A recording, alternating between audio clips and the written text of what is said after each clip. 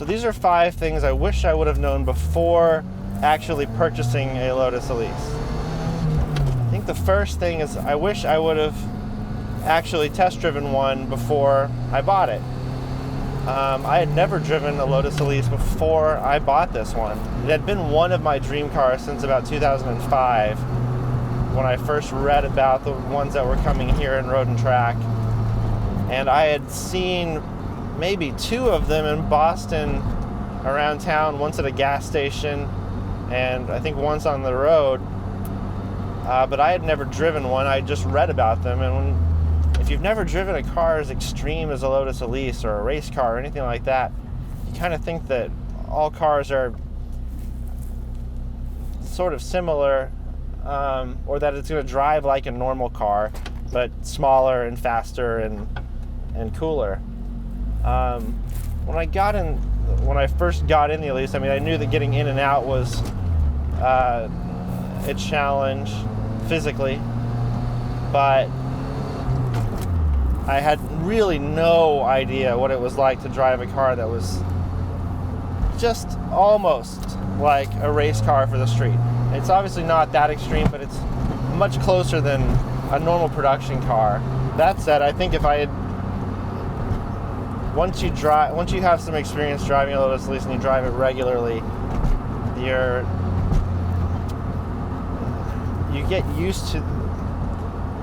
sort of get used to the rawness and the sort of extreme nature of the car, and then it becomes really pretty comfortable. Like I don't think about it too much. I mean, you certainly have to watch out for things like potholes and bumps and scraping the front, but it's really not so bad. But the first time is a little bit unnerving. Number 2, when I was shopping, I was determined to get a car that had a hardtop with it, and I did. They tend to cost, they're pretty expensive. They're a couple $1,000s. The cars that have them are a couple $1,000s more, and I'm glad I got it. However, I thought I would want it on all the time, and the car does look better with the hardtop on it. I think it looks significantly better. However, the car is so much fun to drive with the top down that I think if I were shopping again, I'd be less concerned about making sure the car I bought had a hardtop. That was sort of a deal breaker for me, and I think it's probably a good thing to have if you're going to take it on the track. But aside from that, like, the top I have is the touring top, which has extra insulation, and it actually makes the car, it's really not loud. It's not much louder than the hardtop, and it comes on and off so easily. It just makes the car so much more fun to drive once you're able to take the top off. I can't imagine, like, most of the time I want to drive the car with the top off, and I didn't think that would be the case when I originally bought it. I have the top on right now just to make the audio a little better for recording this video. Number 3, I wish I knew how challenging it would be to get parts when something goes wrong on the car. When you think about buying something exotic,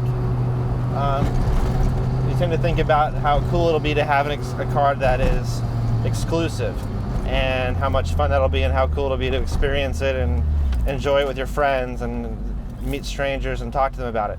And all of that is true. One thing you don't think about so much is when a car is super low production like this and no longer sold in the United States, getting parts when you need repairs can be really tricky. I'm extremely fortunate in that I live only 5 miles away from a Lotus dealer. It's Aston Martin and Lotus Motorsports of New England, which is definitely not the case for most people out there. And those guys are unbelievable and awesome and have taken really great care of the car when I've needed it. But for example, these cars have a central door locking system that is almost guaranteed to fail at some point or another. I've had a central door locking module on order from Lotus for over a year now, and I think even if I were to get it, I probably wouldn't install it at this point because it'll only fail again. I wish I knew how supportive the Lotus community would be. This is the first, really special car I've ever owned. I've owned a few cool cars before, Mustang GTs. I had a 96 Mustang Cobra that I really liked. But this is the first, really special car. there's a certain kind of mindset that goes into the kind of person who buys such a ridiculous car.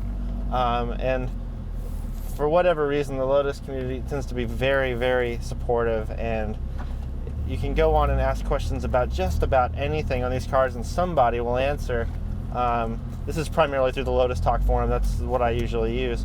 But there's also Lotus owners groups on Facebook.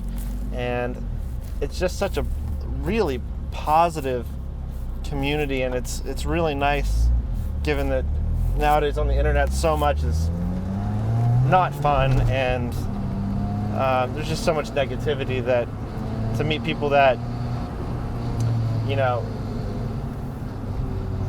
that you don't know in real life at all, and just have a connection through a sports car, and to have them be so helpful is really nice. The total number of cars Lotus has ever produced is tiny. So at any given point, I mean, the maximum possible number of Lotus users is pretty small. And so it's nice to feel like you're never really alone, and that there's a really positive camaraderie that comes with Lotus ownership. And it's something really special.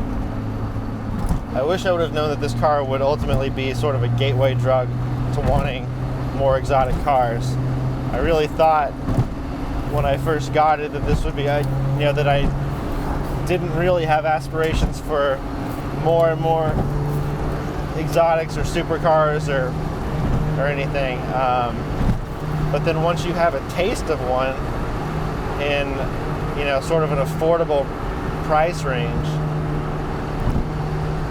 it starts making you think, well, could I pull together a little more, and what is the Ferrari 355 or 360 going for now, or a Gallardo, or maybe one day a McLaren. And I really hadn't expected that. I really hadn't expected to want that, and now I just want more cars all the time. So, but I also really wouldn't want to give this one up.